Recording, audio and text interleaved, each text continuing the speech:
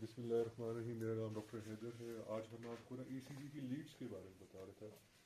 ECG में इसलिए important है कि ईसीजी आपका प्रैक्टिकली एवरीडे प्रोसेस है।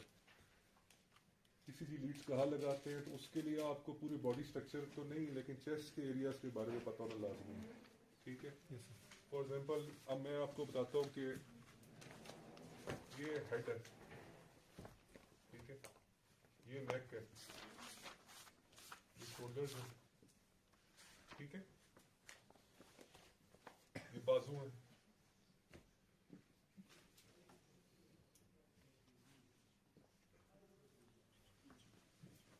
ठीक है, और ये हाथ है, ठीक है।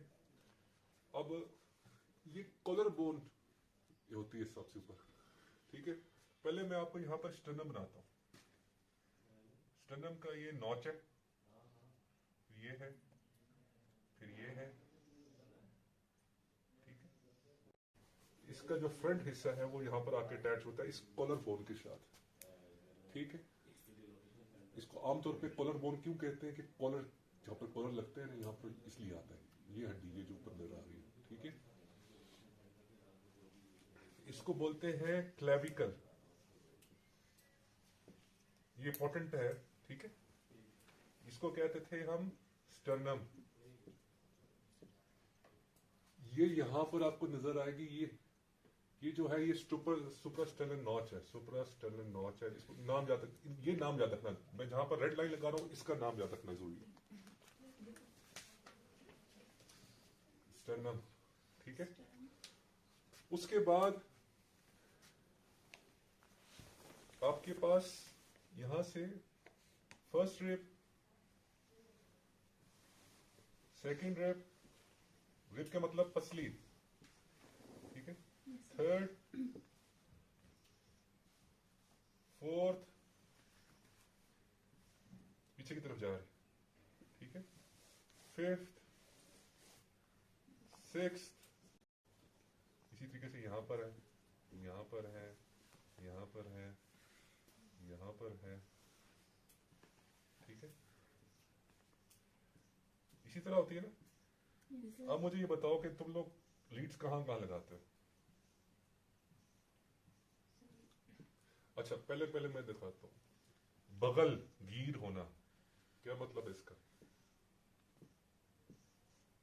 बगल गीर होना का मतलब क्या है, गले मिलना। बगल से मुराद ये हमारे आर्म पेट है, आर्म पेट, ठीक है, आर्म पिट, लेकिन इसको हम कहते हैं एक्जिला, ठीक है। ये एक्जिला है, क्लियर आ रहा है वहां पर, yes. एक्जिला है, ठीक है। अब हमने लीड्स की पता होना चाहिए कि अब इस एरियाज के लिहाज से हमें लीड्स की पॉइंटिंग नंबर आएगी, ठीक है, yes. और बेसिकली लीड्स जो है वो टोटल कितनी होती हैं, 12, और हम लगाते कितनी है, 10।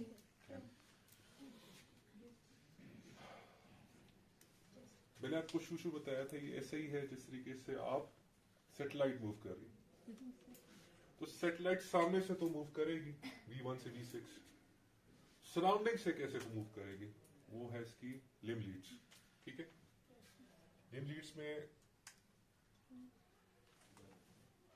राइट आर्म पे कौन सी लगती है, AV R, लेफ्ट में AVL, ठीक है, ना sorry AV right, AV left, और फिर AVF। और जो ब्लैक वाली होती है न्यूट्रल होती है, इसमें कुछ नहीं होता, इससे न्यूट्रल है। एंड ये होगी कितनी, 4। फिर लीड्स इसके अंदर ही होती हैं, लीड 1, 2 और 3, ठीक है, वो ऐसे है,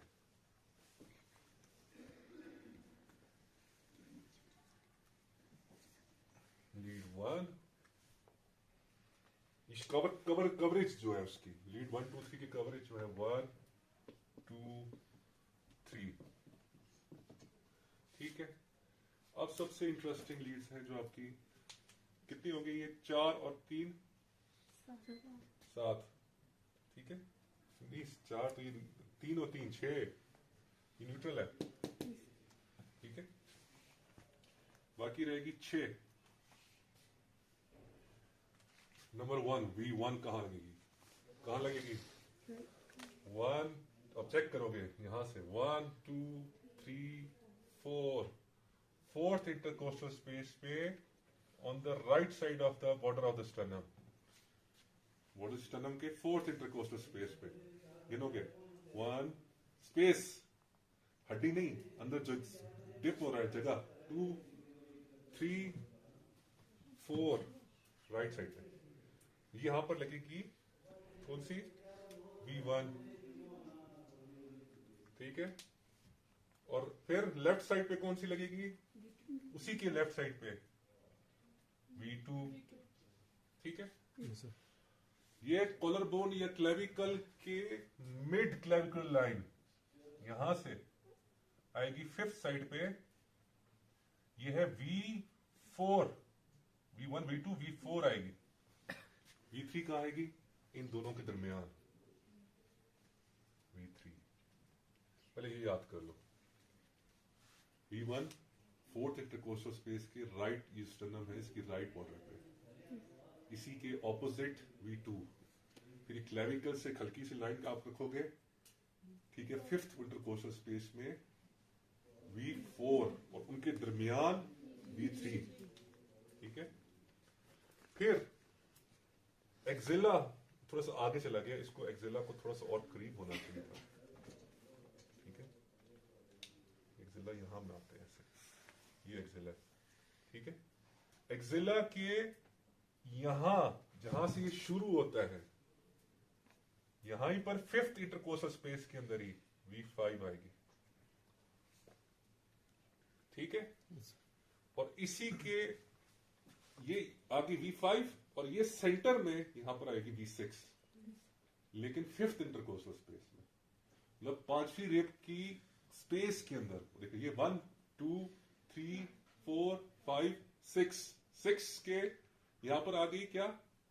सामने एंटीरियर, ये एक्सिला के सामने आ गई V5 और इसके दरमियान में आ गई V6, यहां पर आ गई V6 इसी के साथ, ठीक है।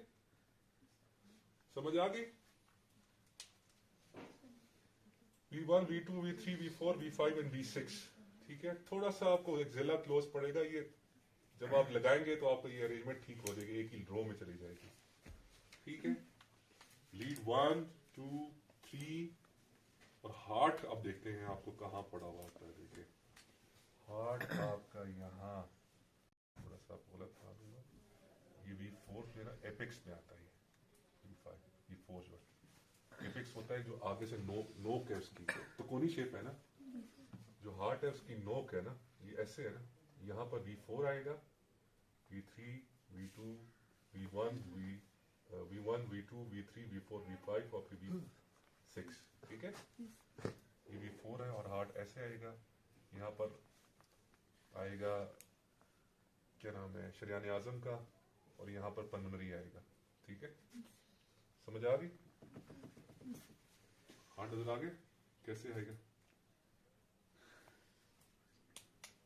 तो V4 और V5 का, ये V5 नीचे की तरफ है, ये फिफ्थ इंटरकोस्टल स्पेस अगर ये है, ये फिफ्थ इंटरकोस्टल स्पेस है, तो ये V5 और फिर V6, ठीक है।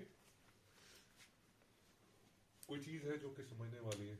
हम ब्लैक लीड जो है वो इस साइड पे भी लगा देते हैं, इससे कोई फर्क पड़ता है? पड़ता होगा, क्यों नहीं पड़ता, पड़ सकता है, लेकिन कोशिश करें कि आप लेफ्ट फुट पे ही रखें। Okay sir. लेकिन यह है कि एक एंगल देखने का फायदा है कि अगर आप V5 को यहाँ से देखें या यहाँ से देखें, ये ऐसा है कि यहाँ से हम देख रहे हैं V4 को, हार्ट ऊपर है, ठीक है। और जो अगर हम 2 को देख रहे हैं तो हम यहाँ से ऐसे देख रहे हैं दिल को, एक साइड पे यहाँ से देख रहे हैं इसको, एक यहाँ से देख रहे हैं, और एक V1 से V2 के हम सामने से देखे जा रहे हैं। समझ आइए? जैसे शीशे लगे हो चारों तरफ आपके कमरे में, तो अगर आधे सामने से नजर आ रहे शीशे तो क्या होगा? V1 से V6। ऊपर से अगर शीशा देख रहा है तो लीड 1, साइडों से देखना, उधर से लीड टू शीशे, अब तो आसान हो गया, शीशों से देखें। जैसे आपने लीड की जगह शीशे लगा दी दिल के आगे, और फिर अच्छा अब उसका कोऑर्डिनेशन क्या है, ठीक है।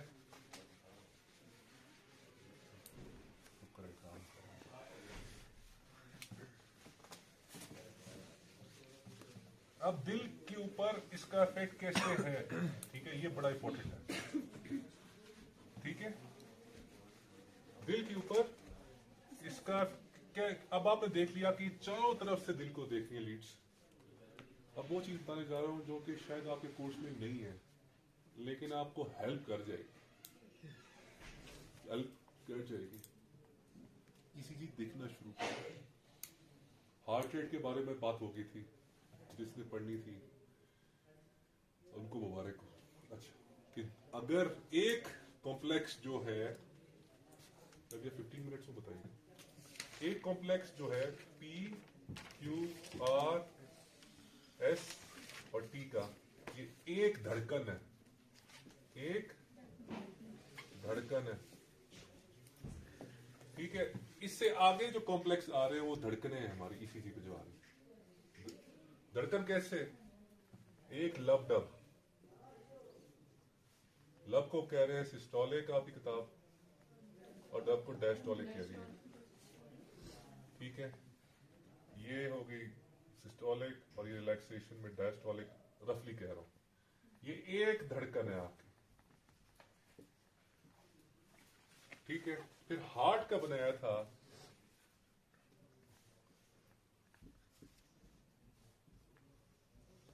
क्या कि इसकी तीन बड़ी शरियाने हैं, लेकिन दो बेसिकली है, एक राइट कॉर्नरी आर्टरी, एक लेफ्ट कॉर्नरी आर्टरी जिसकी लेफ्ट मेन है, जो कि एक सर्कमफ्लेक्स बन जाती है और एक एलईडी बन जाती है, ऐसे ही है। और इस कॉर्नरी आर्टरी के अंदर अगर कहीं पर क्लॉट आ जाए या ये बंद हो जाए तो क्या होगा, ये जो आपको बताया ना शीशे हैं,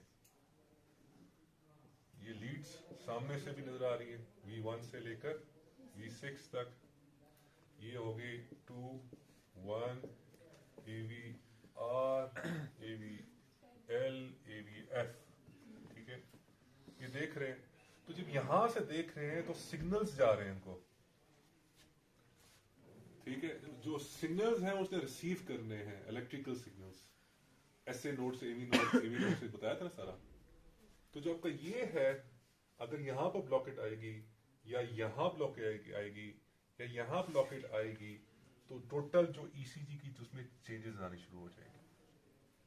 जो एमआई वही होता है, माइक्रोडियल इंफार्क्शन या हार्ट अटैक, कि अगर यहां से आगे ये डैमेज हो गया या खून की सप्लाई कम हो गई तो सिग्नल्स चेंज हो जाएंगे, सिग्नल्स चेंज हो जाएंगे। तो फिर एक टिपिकल सिग्नल जो आता है एमआई का, वो आता है एसटी एलिवेशन। ये एमआई के टिपिकल सिग्नल्स हैं, या हार्ट अटैक।